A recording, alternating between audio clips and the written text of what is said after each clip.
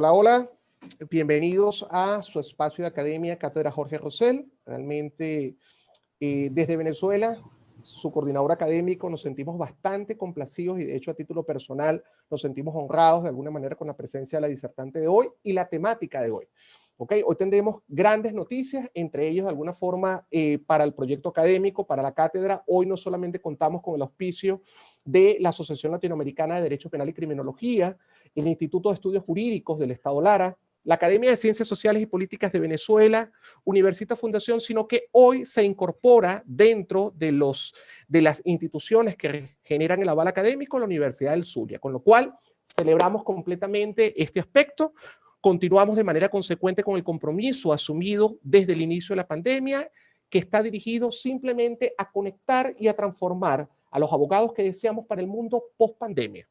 No queremos dejar por fuera o dejar de un lado lo correspondiente a la organización de las instituciones involucradas en la Cátedra Jorge Rosell en las 45 jornadas Domínguez Escobar. Son las jornadas centenarias de Venezuela. En este momento y en este capítulo realmente nos une rendir un merecido homenaje póstumo al profesor destacado y al destacado procesalista para cada uno de nosotros, Julio Mayer. Realmente en estas jornadas no solamente tendremos aspectos de ponencias libres, tendremos de hecho a la profesora Nadia Espina, que es nuestro disertante del día de hoy, la tendremos dentro del panel de ponentes invitados, sino también tendremos aspectos propios que van a estar dirigidos a la compilación del libro Memorias de las jornadas. Ya tenemos confirmados para la Cátedra Jorge Rosell en las próximas fechas a los profesores Hernando Grisante Aveledo, desde Venezuela, al profesor Jorge González Mansur, desde Venezuela, al profesor José Luis Farfán, desde Guatemala,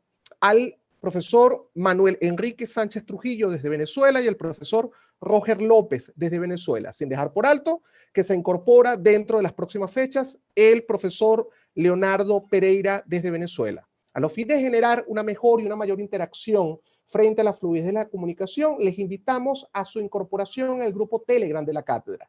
Realmente queremos trascender de que miércoles a miércoles nos unamos en un espacio o en una temática de derecho penal sustantivo, derecho penal adjetivo, política criminal o criminología. No, deseamos apuntar realmente a la conformación del Foro Iberoamericano en materia de derecho penal. Deseamos que la Cátedra Jorge Rosell sea el puente y el portavoz necesario para profundizar el aspecto investigativo en cada uno de estos rubros. Sin embargo, ¿cómo te mantienes conectado a la programación de Universita Fundación, a la programación de la Cátedra Jorge Rosell? La mejor manera es incorporándote a los grupos Telegram, donde puedes perfectamente opinar, donde puedes utilizar este espacio como un aspecto investigativo. Sin más demora, nuestra disertante el día de hoy, la profesora Nadia Espina, nos acompaña desde Argentina con la temática La legítima defensa de animales no humanos. Dicha ponencia presenta como alcance el siguiente enfoque. En principio, precisará la profesora Nadia las siguientes interrogantes e intentará brindar una respuesta a las siguientes. En principio, ¿cuál es el bien jurídico lesionado en el caso de maltrato animal o trato cruel a los animales no humanos? En segundo aspecto, precisará cuáles son las consecuencias que trae para la dogmática jurídico-penal el reconocimiento de derechos de los animales no humanos y sobre todo, cuáles son estos derechos. Y por último, determinará la posibilidad de procedencia de la legítima defensa de los animales no humanos. La profesora Nadia Espina, evidentemente es abogada con clara orientación en derecho penal, posee estudios de maestría en derecho penal, es doctoranda de la Universidad de Buenos Aires. Asimismo, se desempeña como catedrática en las áreas de derecho penal de las universidades de Buenos Aires y la Universidad Nacional de Rosario. Y se desempeña como vicepresidenta primera de la Asociación Argentina de Profesores de Derecho Penal. Eso entre algunos de los aspectos de su reseña curricular, investigativa y académica. Sin más demora, antes de darle el derecho de palabra a la profesora Nadia, queremos que seas tú quien determines cuál es la altura del foro en el cual vamos a desarrollar el día de hoy. De hecho, a título personal, y lo transmitía, lo conversaba con la profesora Nadia previo a que estuviésemos en vivo, realmente existen grandes expectativas producto de las redes sociales y productos del foro iberoamericano respecto a la temática, sobre el alcance de esta temática y sobre todo la modernidad y la vanguardia, la actualidad respecto a esta temática. Sin embargo, deseamos que tu incorporación en el aula no signifique una interrupción de la disertación. Hagámoslo con los micrófonos cerrados y apagados. En segundo aspecto, las preguntas y los comentarios necesariamente deben ser de manera escrita, bien en el chat del aula virtual o bien por intermedio de la sección comentarios del canal de YouTube. Todas las preguntas deben ser pertinentes a la temática bajo el cual se está disertando. Por último, no importa desde qué parte del mundo te estés interconectando. Nuestra intención es que tu pregunta y tu comentario quede completamente singularizado, con lo cual indícanos el nombre e indícanos el país del cual te conectas. Si tu canal de conexión es el canal de YouTube de Universitas Fundación, y como estamos seguros, la presente videoconferencia cumple con los estándares académicos adecuados, dale me gusta después de finalizada la videoconferencia. Sin más demora, profesora Nadia Espina, realmente es un honor tenerla dentro del panel enriquecedor del foro a nivel de la cátedra Jorge Rosell. El micrófono es todo suyo. Bueno, muchísimas gracias, Ángel. Ante todo, un agradecimiento a la cátedra de Jorge Rosell, así como también a la universidad, a la fundación y a todas y a todos los que nos están siguiendo en vivo. También, bueno, una aclaración, soy profesora adjunta de la Universidad de Buenos Aires y profesora de posgrado en la Universidad Nacional de Rosario. Pero bueno, más allá de este importante agradecimiento, porque la verdad que me es muy grato estar en Venezuela y a partir de allí en toda la región o donde se esté viendo, bueno, comentarles que la idea de mi exposición, como bien reseñó Ángel, es tratar quizás cuáles son las consecuencias que genera en la dogmática jurídico-penal el reconocimiento de derechos a los animales. Lógicamente, primero que nada debemos saber que esta idea de que los animales son titulares de ciertos derechos básicos, como pueden ser la vida, la libertad y la integridad física y psíquica, no es ampliamente aceptada, sino que también es descalificada por un gran sector que con cierta reticencia niega que los animales tengan ciertos derechos. De cualquier manera, es hoy, si se quiere, la jurisprudencia de algunos países, incluso creo que puedo destacar con los casos más paradigmáticos la de Argentina, la que permite hoy hablar de un nuevo estatus jurídico de los animales en pos de considerar que los animales son sujetos de derechos y a partir de entonces pensar en qué consecuencias trae particularmente para nuestro campo, ¿no? Para el saber penal. Y este tema de los derechos de los animales, o gran debate, comenzó en el campo de la filosofía, verdaderamente, ¿no? Fue en el campo de la filosofía donde hace más de 2 siglos, más allá también de otros lejanos antecedentes, los utilitaristas clásicos comenzaron a sostener que los animales eran pasibles de tener cierta consideración moral, ¿no? Antes totalmente reservada para el humano, gracias a esta división que hacía Descartes en cuanto a que, digamos, los únicos que podían razonar y que tenían capacidad de lenguaje eran los humanos, y que apartaba de cualquier tipo de consideración a los animales no humanos, que históricamente fueron considerados siempre como objetos y como susceptibles de cualquier tipo de explotación. Y este aporte que hace el utilitarismo clásico a partir de la capacidad de sentir dolor y placer es lo que permite que autores posteriores y más contemporáneos desarrollen en el plano de la ética e incluso en el campo de la sociología y de las ciencias políticas y también desde el campo jurídico nuevos aportes hacia esta consolidación del nuevo estatus, como por ejemplo señalar a Tom Regan, ¿no? Con su obra en defensa de los derechos de los animales, también Peter Singer, bueno, anteriormente en 1975 con su libro Liberación Animal, que precisamente no reconoce derechos a los animales, pero que también hace aportes hacia este desarrollo. Y lo importante de destacar, básicamente, es que cuando hace más de 2 siglos atrás comienzan todas estas consideraciones en pos de los animales, esto se traslada al campo jurídico y comienzan a surgir las primeras leyes de protección penal a los animales, justamente porque causa preocupación la cuestión animal. Y tenemos como primer ejemplo la ley Martin-Ax de 1822 de Gran Bretaña, que luego permitió que esta ley fuera también receptada en distintos países de Europa y de allí se extendió hacia todo el mundo. Pero cuando esa discusión, a partir, digamos, de que se pasa del campo de la filosofía al campo campo jurídico llega al campo del derecho penal, básicamente la primera pregunta y el primer interrogante, que verdaderamente no es tan reciente, es ¿quién es el titular del bien jurídico en los delitos de maltrato o crueldad animal, ¿no? Porque, como bien señala Zaffaroni en su obra La Pachamama y el humano, históricamente, para justificar este delito de forma antropocéntrica, es decir, en torno al humano, se ha dicho que el bien jurídico es la moral y las buenas costumbres, se ha dicho también que el bien jurídico es el bienestar animal y también la lesión al medio ambiente, ¿no? Y obviamente con algunas críticas que, bueno, no hacen a lo central de la ponencia, la realidad es que ninguna de estas posiciones terminan por considerar que los animales sean los titulares del bien jurídico, porque en realidad el titular del bien jurídico siempre termina siendo el humano o la sociedad. Es decir, en el caso de la moral y las buenas costumbres, lo que importa para aquella doctrina del siglo XIX son los sentimientos de amor o compasión a los animales. Es decir, lo que importa es el sentimiento del humano al ver sufrir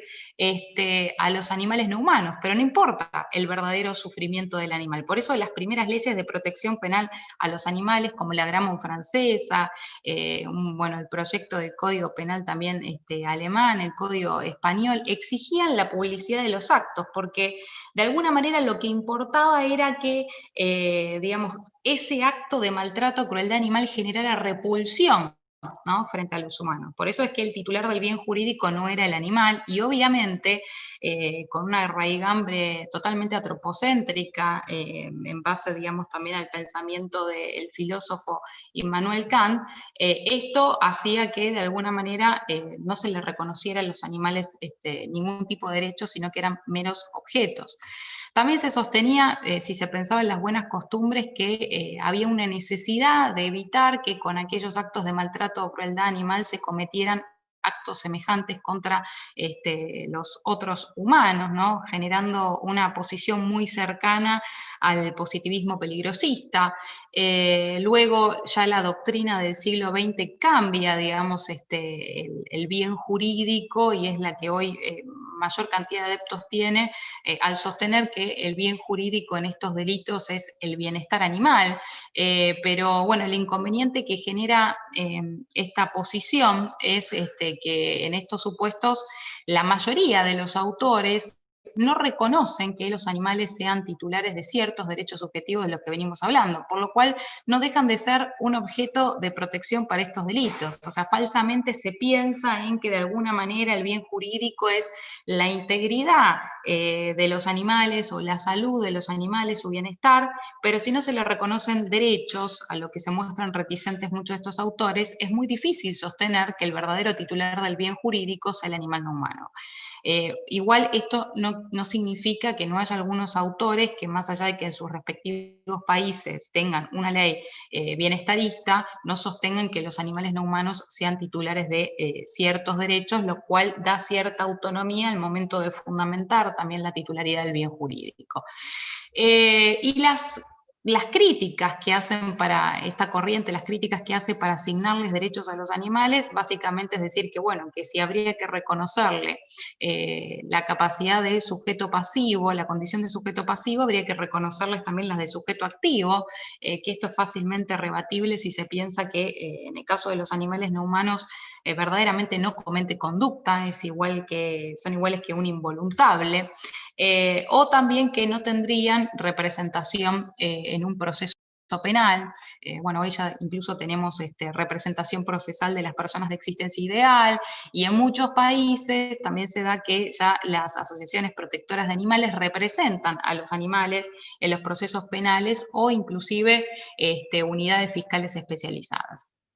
Y la última posición, si se quiere, antropocéntrica dentro de la visión del bien jurídico, es aquella que se enrola en sostener que el bien jurídico lesionado es el medio ambiente, que, bueno, de esta manera también tenemos distintas concepciones en torno al medio ambiente, en torno al bien jurídico, en el derecho penal ambiental, que también siempre va a depender de la protección que se otorgue en nuestras constituciones, ¿no? Porque, bueno, por ejemplo, en el caso de Argentina, nuestra constitución protege al medio ambiente, pero siempre en la medida en que también se protege la salud, ¿no?, de las generaciones actuales y futuras, ¿no? Siempre encuentra un fundamento, en definitiva, un fundamento último que es el humano.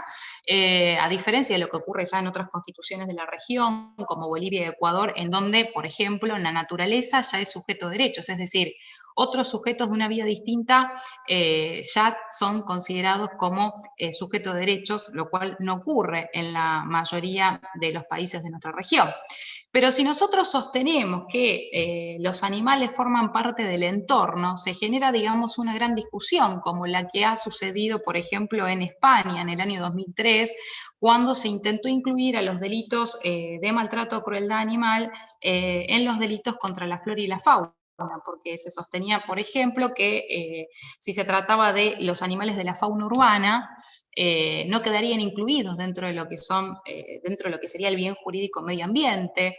También otros decían que muchas veces los intereses medioambientales van en contra de los intereses de los animales, porque incluso se puede llegar a generar o aconsejar el sacrificio masivo de los animales para salvaguardar el equilibrio ecológico.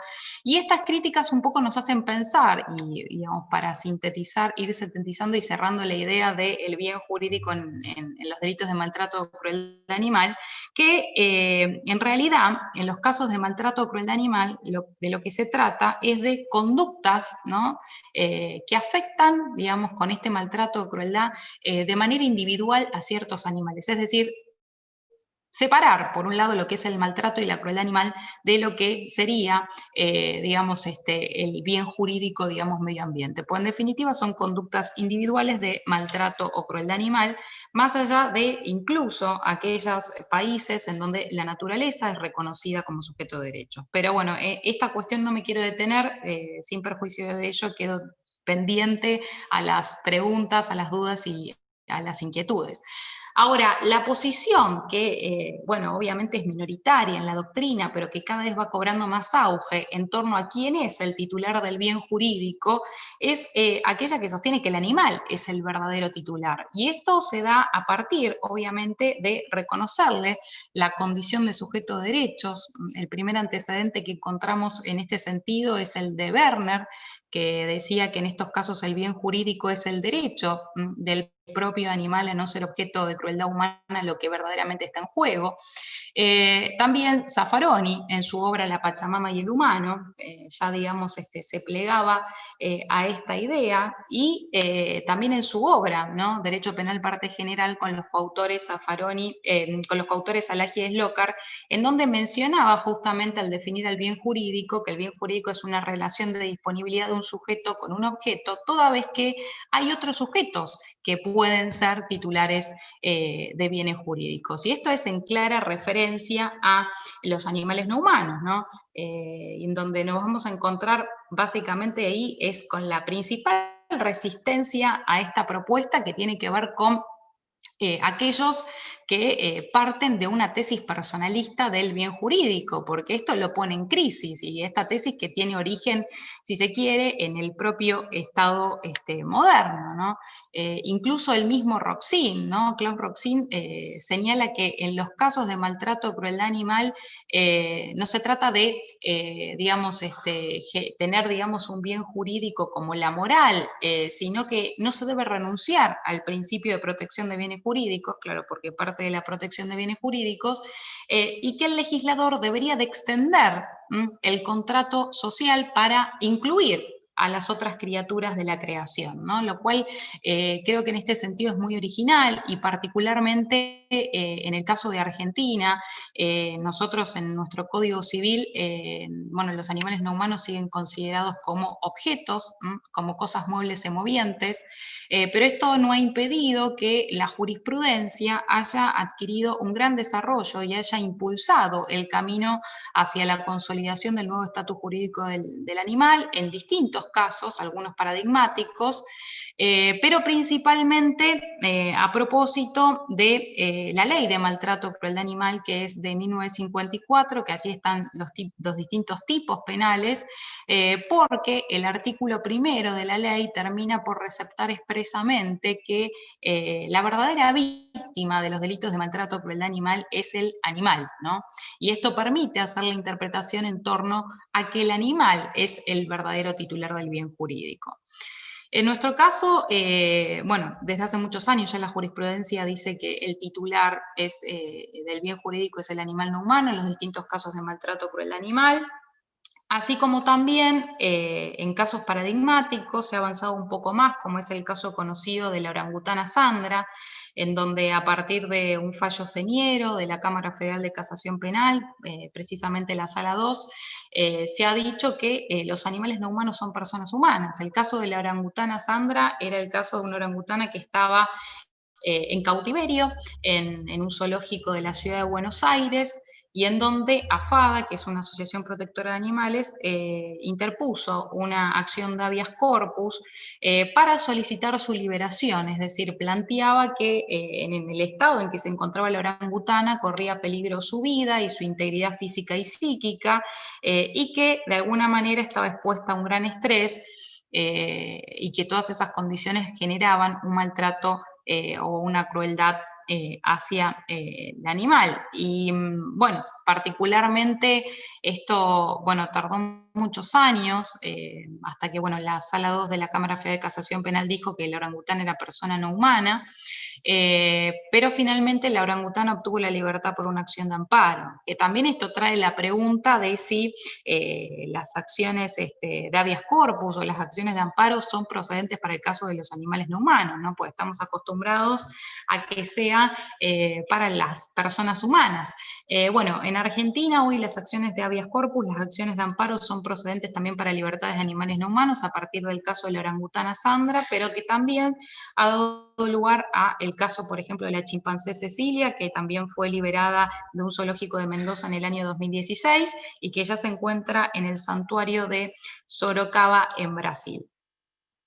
Lógico que este es un primer interrogante, si se quiere, que se da en la dogmática jurídico-penal a partir de este reconocimiento de derechos a los animales, pero también trae un nuevo interrogante, si se quiere, a propósito de la pregunta de si es posible la legítima defensa de los animales no humanos. Y esto también con algunas diferencias en cuanto a la legislación, digamos, penal actual en Venezuela, ¿no? En cuanto a lo que es la legítima defensa. Por eso es que voy a tratar, digamos, de hacer un análisis, digamos, desde la perspectiva de lo que ha sucedido en Alemania y lo que ha sucedido en Argentina, sin perjuicio también de interiorizarnos luego también en el debate en lo que sucede, por ejemplo, en Venezuela.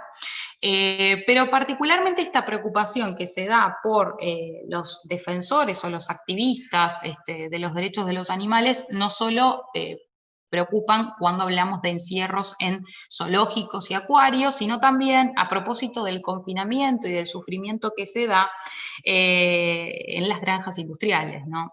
Son conocidos los casos en donde muchos activistas irrumpen, ¿no? Acá, por ejemplo, en Argentina o en otros países, en las granjas industriales con la finalidad de obtener filmaciones o grabaciones que permitan posteriormente denunciar las condiciones en las que viven y en las que son explotados los animales no humanos a efectos de hacer cesar esas agresiones. Estas situaciones son precisamente las que motivan esta discusión en el campo de la dogmática jurídico-penal relacionadas con la legítima defensa de los animales no humanos. Si en el caso anteriormente desarrollado, el dueño de la granja industrial denunciare a los activistas por violación de domicilio o de daños en la propiedad, si nosotros pensáramos, ¿no? Ya que los animales no humanos son titulares de ciertos derechos subjetivos, ¿no? Y partiéramos de la idea de que son titulares del bien jurídico, la pregunta es si podríamos decir que los defensores de los animales obraron en legítima defensa de terceros, para los países que tienen expresamente prevista la legítima defensa de terceros.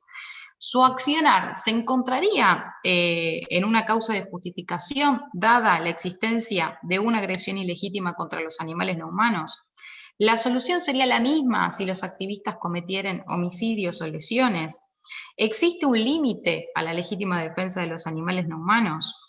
Bueno, en realidad todo parte, digamos, de la siguiente pregunta, que es si en los casos de los países que tienen regulada la legítima defensa de terceros, los animales no humanos pueden ser considerados como otros, o si los derechos de otros pueden entenderse alejándonos desde el narcisismo antropocéntrico para pensar en que los derechos de otros podrían ser incluso los derechos de los animales, o que los otros podrían ser los animales no humanos.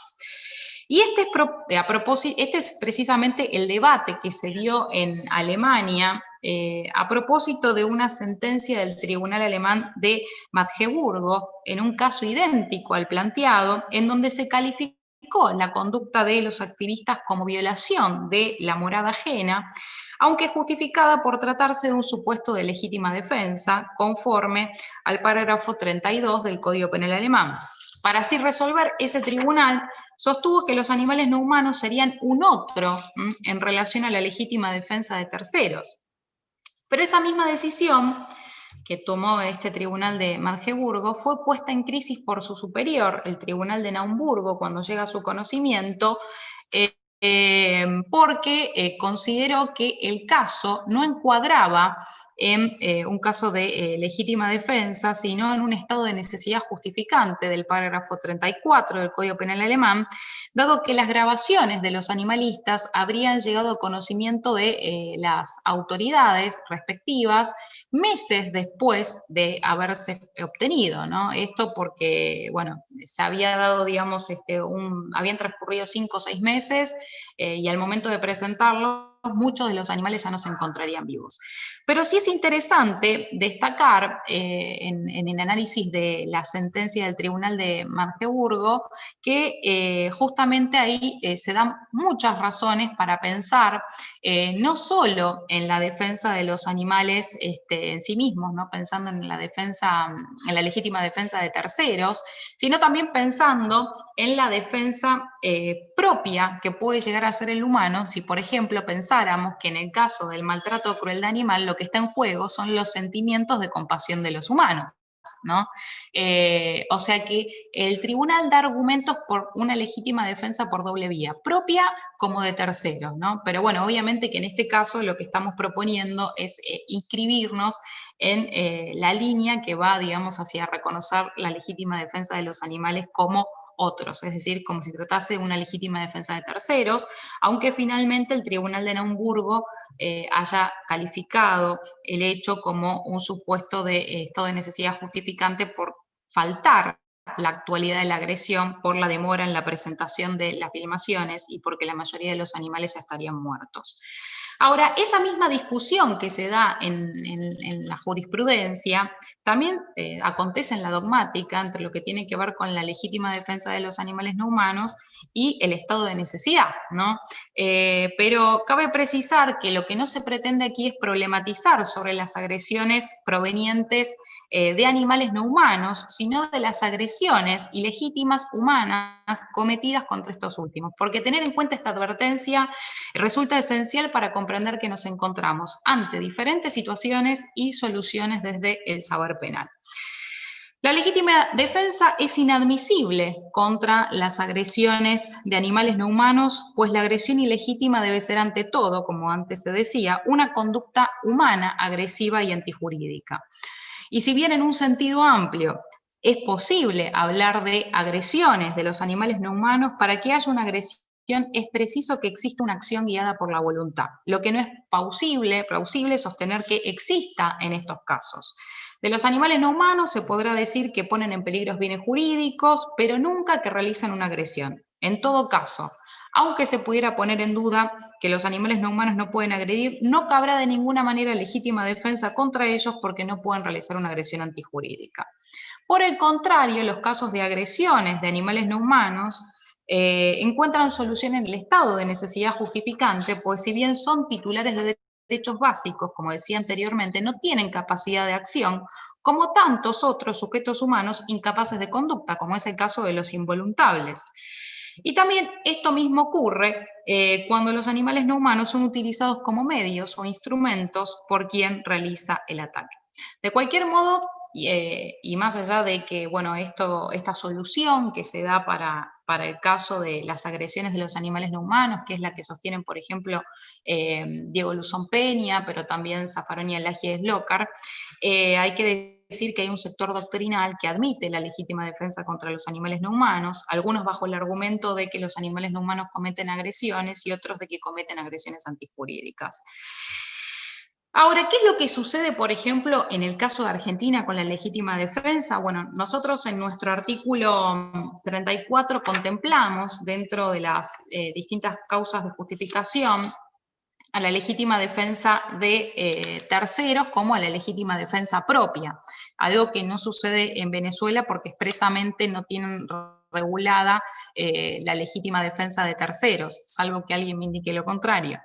Y la particularidad tiene que ver también de la forma en que en Argentina tenemos regulada la legítima defensa de terceros, porque se exige como requisitos la necesidad, pero además también la racionalidad, ¿no?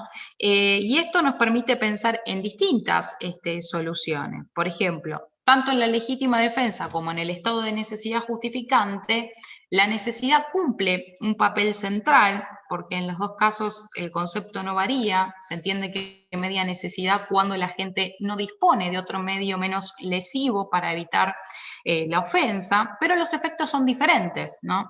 En la legítima defensa, la necesidad justifica, salvo que la lesión que se cause sea aberrante en relación a la que se evita, y en el estado de necesidad se justifica el mal menor al que se evita.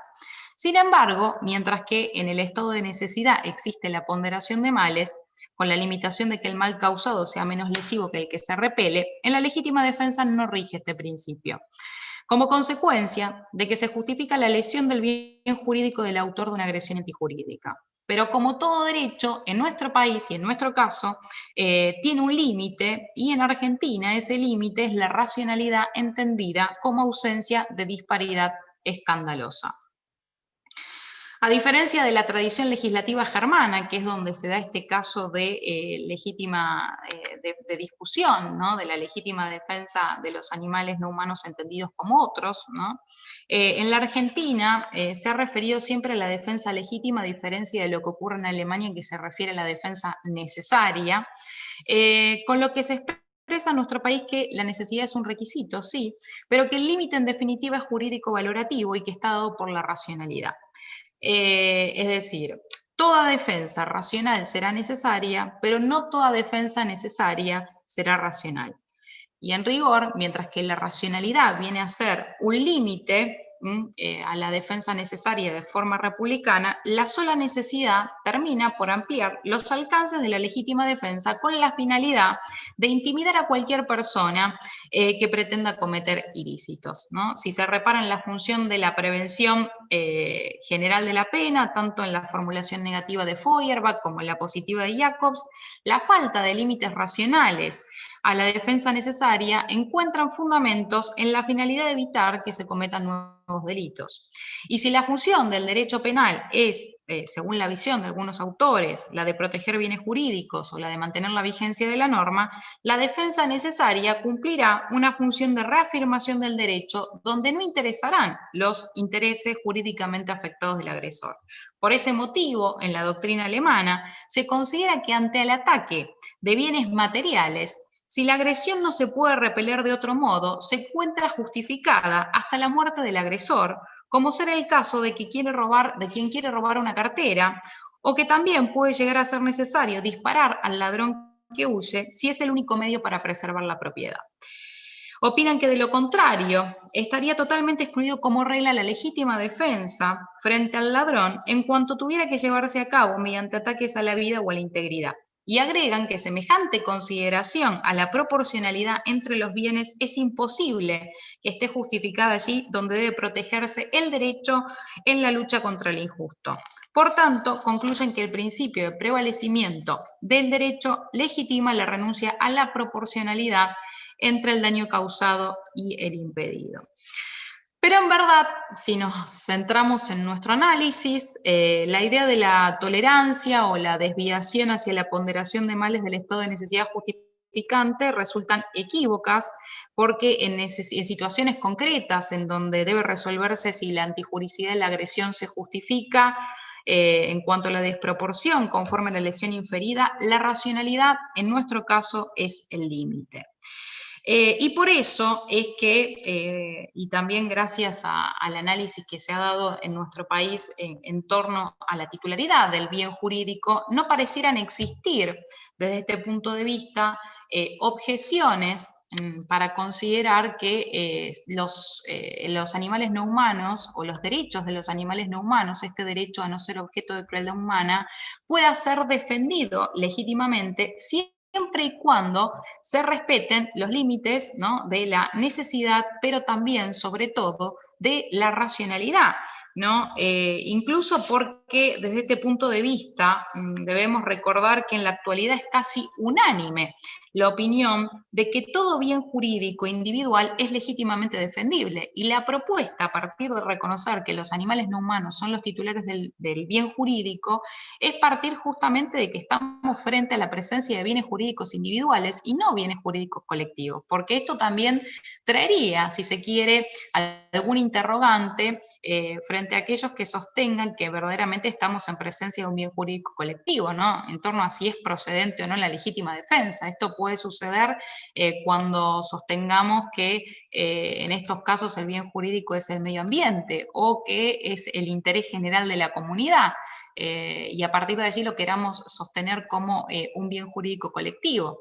Pero en verdad la justificación es que sería un bien jurídico individual, aunque ya hay algunos casos de algunos autores que incluso, como Sandoval Fernández, plantean incluso que es posible la defensa, la legítima defensa del medio ambiente para los casos como el que se comentaba recientemente de la granja industrial, pero bueno, adaptado al supuesto de contaminación, ¿no?, del medio ambiente por parte, digamos, de una empresa, ¿no? Si se denunciara a una persona, a un grupo de personas por daños en una propiedad, con el fin de impedir que se hayan intrometido en la propiedad con el fin de impedir una contaminación, bueno, este autor ya plantea que sería posible la legítima defensa del medio ambiente. Pero lo que sí quiero dejar en claro es que desde esta perspectiva, la idea es partir de que en realidad se trata de un bien jurídico individual, ¿no? Incluso que la legítima defensa de los animales no humanos sería procedente, incluso si se repara en los avances, ¿no?, éticos y jurídicos que se han dado en nuestro país particularmente, y porque no hay límites en Argentina respecto incluso de los bienes patrimoniales, ¿no? O sea, si nos ponemos a pensar, ¿es posible quitar la vida de una persona para proteger la propiedad? Digo, y para defender la vida y la integridad física o psíquica de un animal no humano. Bueno, obviamente que, como decíamos anteriormente, en la doctrina alemana incluso es justificado, digamos, matar a una persona para defender a la propiedad. Pero bueno, no podemos dejar de tener en cuenta en nuestro margen la importancia de interpretar también, digamos, al derecho penal como un apéndice de la Constitución, ¿no?, y de todos los tratados internacionales, en donde propiamente, como sucede en la Convención Americana, existe una prohibición de quitar arbitrariamente la vida. Por eso es que, si bien no cabe afirmar, como dirían Zaffaroni y Elagies Lócar, la exclusión total del derecho de defensa de la propiedad a costa de la vida del agresor, pareciera que nunca es racional la muerte del agresor para defender solo la propiedad, si no va comprometida o si no se comprende, digamos, mediante la afectación de otros bienes jurídicos, como puede ser la integridad física, cuando a la víctima del robo se le amenaza con un arma, no sé, la libertad, digamos, en el caso de un secuestro, etcétera. Es decir, podemos decir que en estos casos, ¿no?, como el que sucedió en Alemania, en este ejemplo que trae a colación el Tribunal de Magdeburgo, sería procedente, sería posible pensar en que desde nuestro punto de vista exista una legítima defensa, más si se tiene en cuenta de que en estos casos particulares los activistas solo, digamos, violaron, ¿no? La morada ajena, en el caso de Alemania, o en los casos incluso donde se generen daños en la propiedad, y si se tiene en cuenta que los activistas venían haciendo la denuncia desde hacía muchísimo tiempo a las autoridades competentes, pero digamos, las denuncias no tuvieron, digamos, éxito, y por eso recurrieron a grabar estas filmaciones, ¿no? Y desde nuestro punto de vista argentino, el artículo 34, inciso séptimo, no parece tan antropocéntrico humano, porque habla de los derechos de otros, y esto nos permite pensar que obviamente sí sería posible la legítima defensa, siempre y cuando se den todos los requisitos de la legítima defensa, pero principalmente atendiendo a la racionalidad, es decir, que, digamos, medie necesidad y racionalidad.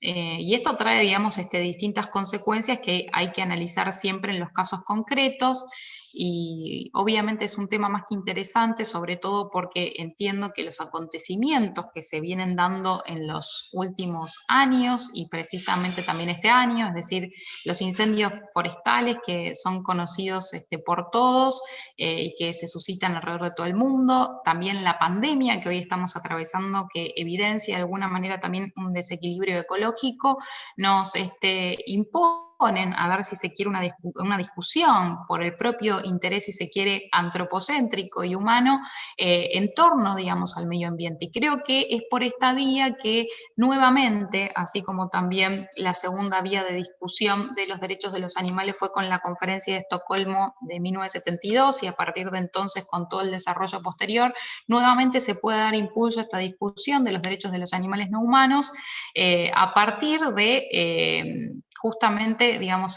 la preocupación por el medio ambiente, que ya nos está dejando grandes enseñanzas en cuanto a los acontecimientos de los últimos años, y que creo que va a cobrar muchísimo más auge, y en particular la discusión por los derechos de los animales en los próximos años, sí, con obviamente consecuencias de cambios culturales, alimenticios, sin irnos obviamente todavía a un abolicionismo animal, porque aunque sea un horizonte, digamos, deseado, bueno, requiere, digamos, de años de cambios, pero sí que se le reconozcan al animal ciertos derechos básicos, y que, bueno, obviamente todos estos reconocimientos van a llegar a plantear estas consecuencias en la dogmática jurídico-penal. Y esto, digamos, no es un trabajo terminado, sino que siempre nos van a llegar nuevos interrogantes para tener que dilucidar. Bueno, muchísimas gracias, y quedo pendiente al debate, que creo que va a ser lo más interesante. Profesora, sabemos que es un temazo, creemos que el tema no se agota solamente en estos pocos minutos, de hecho dispensamos alguna disculpa porque creemos que es un tema bastante trabajado por usted. Queremos concentrar las preguntas, tenemos muchas preguntas, sin embargo queremos concentrarlas en un espacio de 15 minutos, preguntas cortas, respuestas cortas, de manera de que podamos darle mayor espacio a la interacción en este poco tiempo que nos queda. No queríamos interrumpirla porque sabemos que prácticamente lo que estamos viendo es un aspecto de un gran trabajo doctrinal que usted viene adelantando. En principio, quisiéramos destacar un comentario que acaba de hacer, que nos hace el profesor Roger López, y casualmente lo comentábamos antes de entrar en vivo, y es que precisamente el día de ayer, 20 de octubre del 2020, en Venezuela, específicamente en el estado Lara, técnicamente ya fue privado preventivamente una mujer por cuya acción era realizar actos sexuales con animales, y posteriormente eran sometidos a maltrato y a crueldad, la cual era filmada y eran videos que eran comercializados.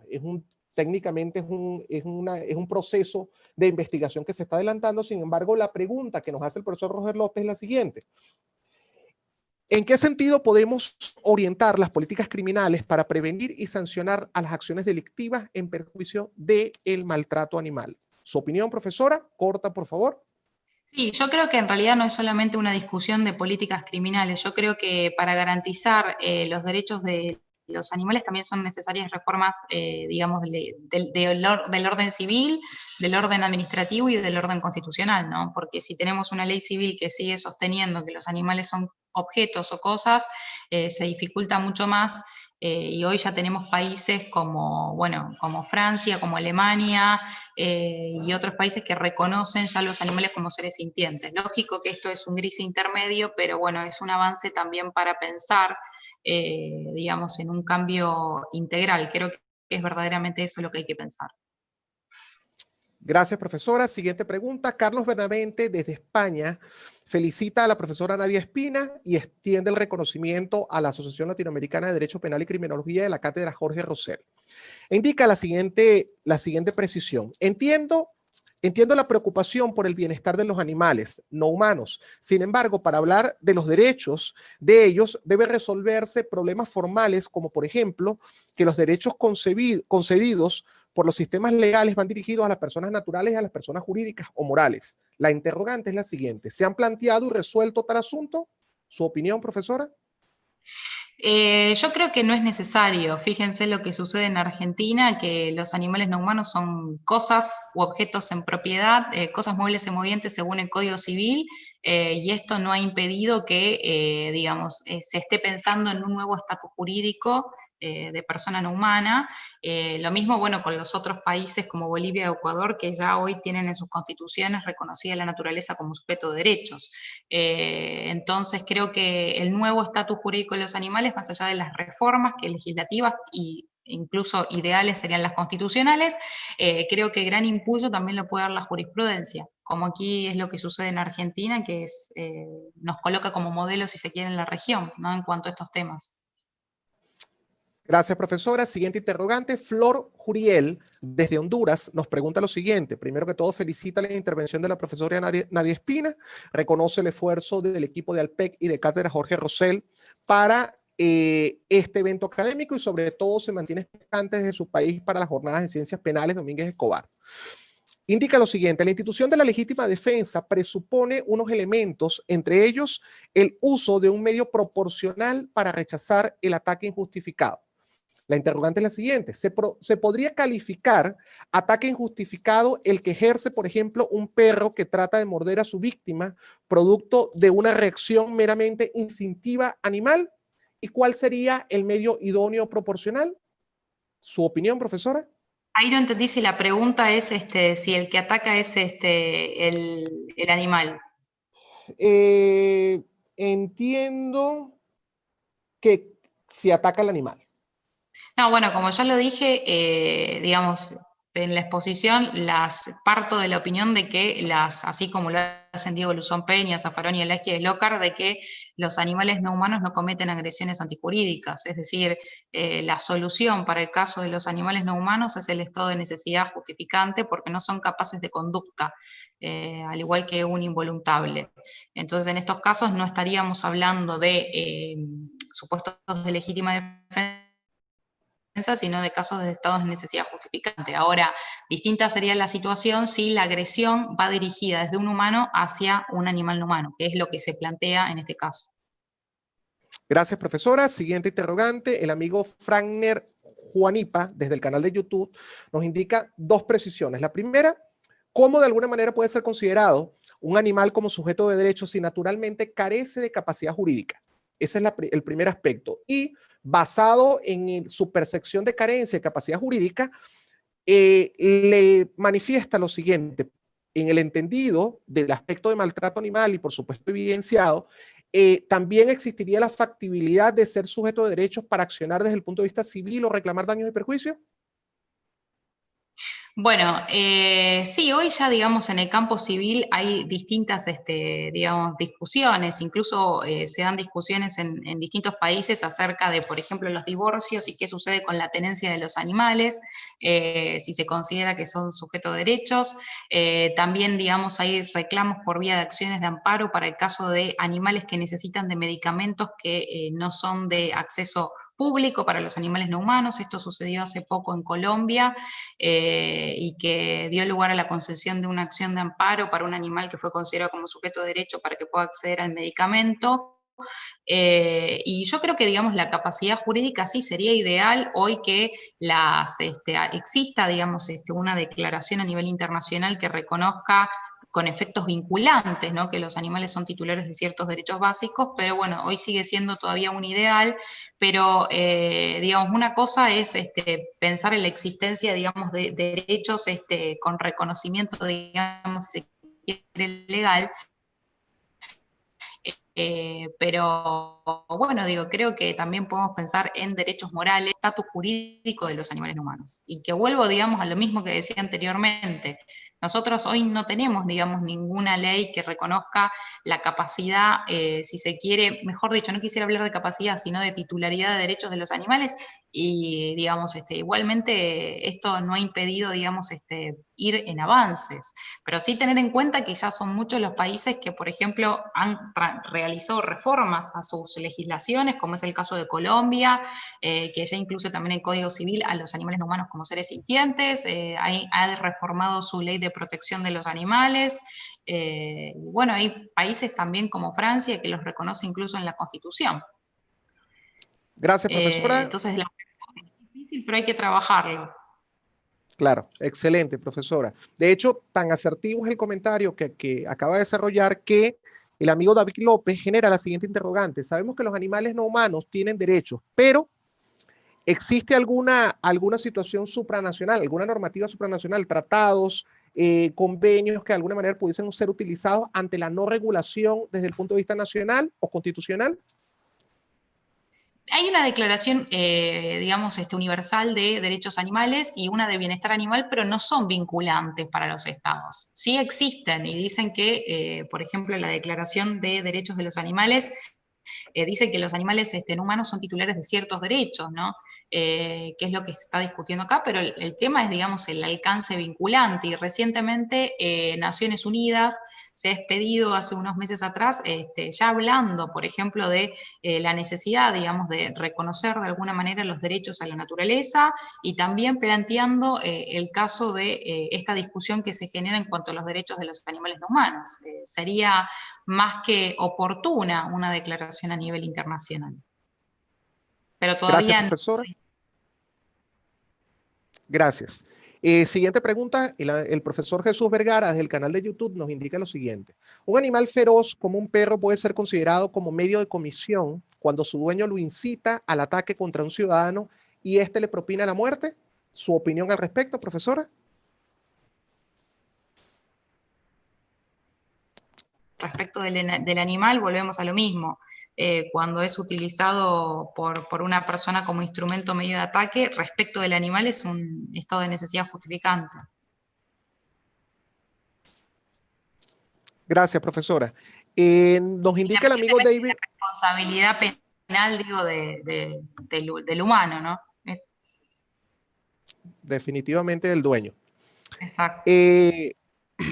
Nos indica el amigo David Nelo desde el canal de YouTube, las ideas expuestas por usted se salen de la idea de un mundo que gira alrededor de las personas en el sentido de equiparar los derechos de los animales al de los seres humanos. Deseamos conocer su opinión respecto a los pasos que deben darse para realizar esa equiparación. Sí, en realidad no es equiparar absolutamente todos los derechos, ¿no? No quiero decir que todos los animales no humanos tengan los mismos derechos que los humanos, sino que reconocerles ciertos derechos básicos, como la vida, la libertad y la integridad física y psíquica. Y esto es también lo que postula en realidad Tom Regan, este filósofo del cual ya me referí, y que es trabajado también, digamos, desde otras ramas y desde otras disciplinas. Y particularmente, bueno, creo que hay que, digamos, trabajar, si uno pretende trabajar verdaderamente en una reforma, y que dar reformas desde todas las ramas, ¿no?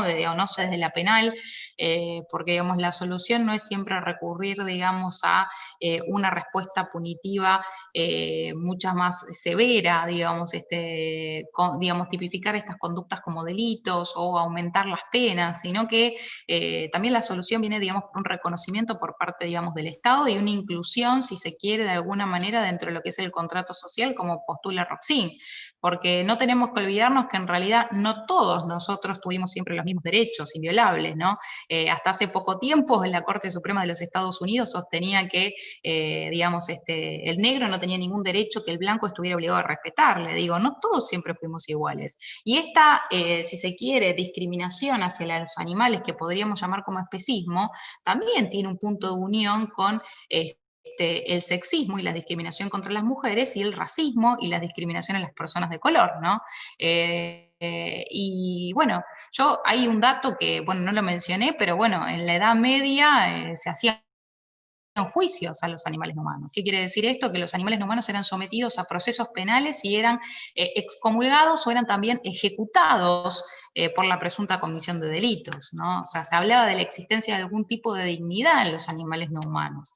Se les reconocía que podían ser sujetos activos de delito, ¿no? Hay una sentencia que siempre recuerdo de una cerda que es condenada por haberse comido un nene pequeño, no sé si, no recuerdo si era de 2 años, y a sus cerditos se los juzgaba como cómplices secundarios.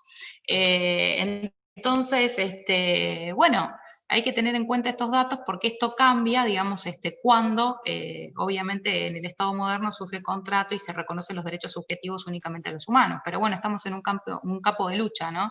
Que siempre tiende al reconocimiento de más derechos.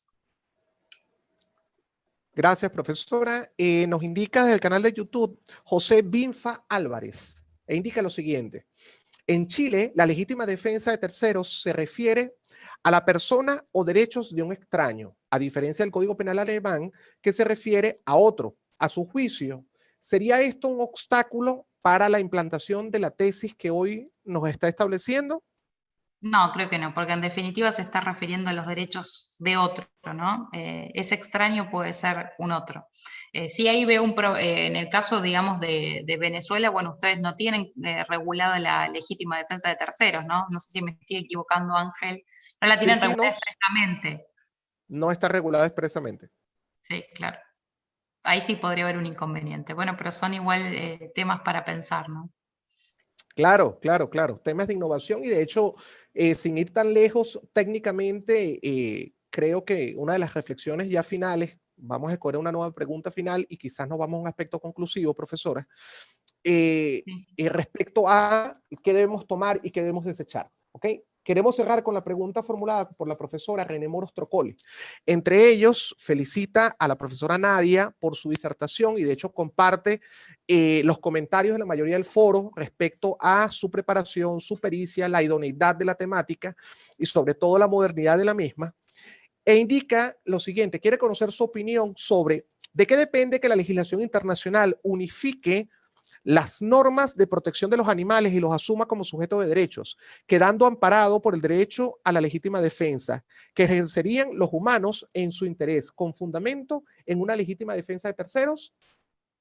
¿Su opinión? Bueno, yo creo que ahí, digamos, depende alejarnos, ¿no?, del narcisismo antropocéntrico, ¿no? Pero es muy difícil muchas veces también pensar en todos los conflictos que este reconocimiento internacional, como se propone, de los animales como sujetos de derechos, traen para el caso, ¿no?, de explotación y de consumo de los animales, ¿no? Porque acá se habla del reconocimiento de ciertos derechos, pero incluso hay un sector mucho más radical, que es el abolicionismo animal, que plantea la eliminación de cualquier uso de los animales, que llevaría, digamos, a cualquier tipo de extinción de consumo y de uso, es decir, desde lo que comemos hasta lo que vestimos.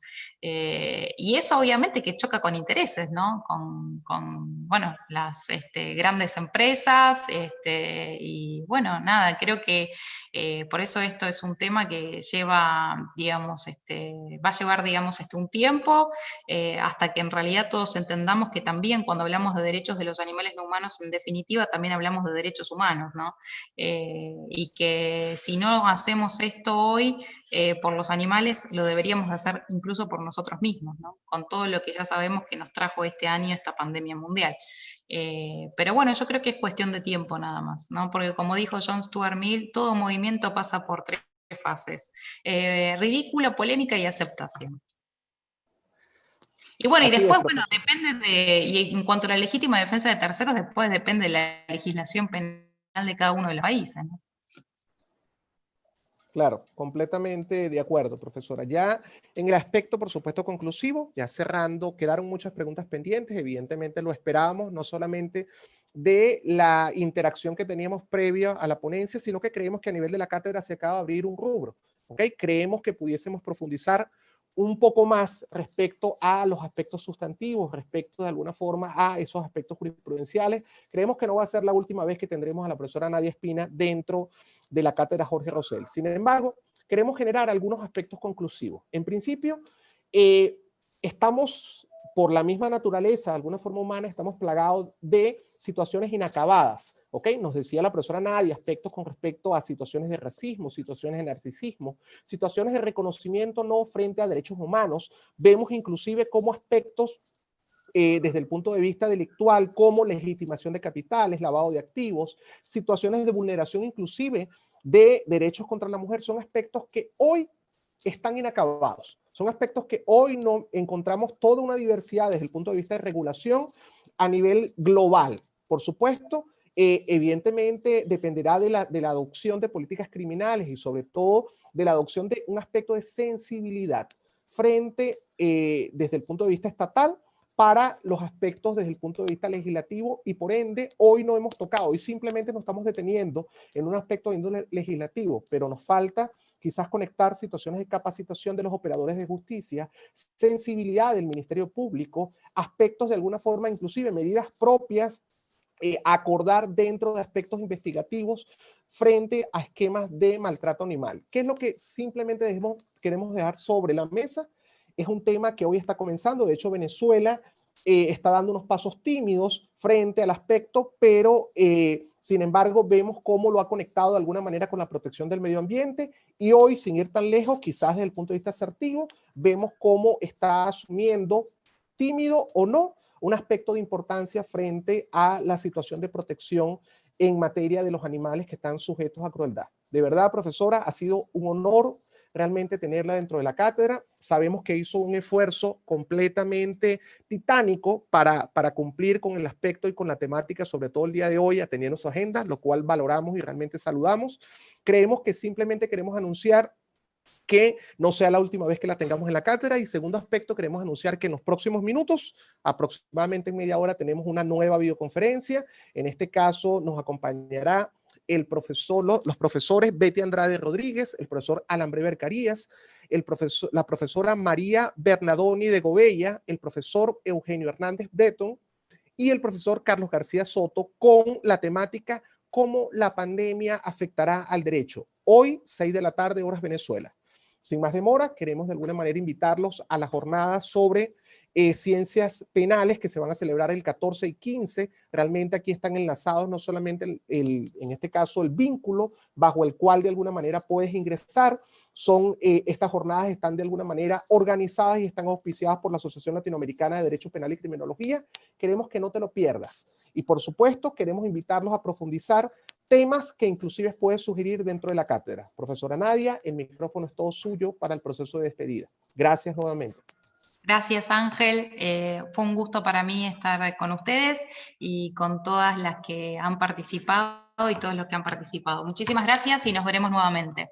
Hasta luego. Gracias. Hasta luego. Chao, chao.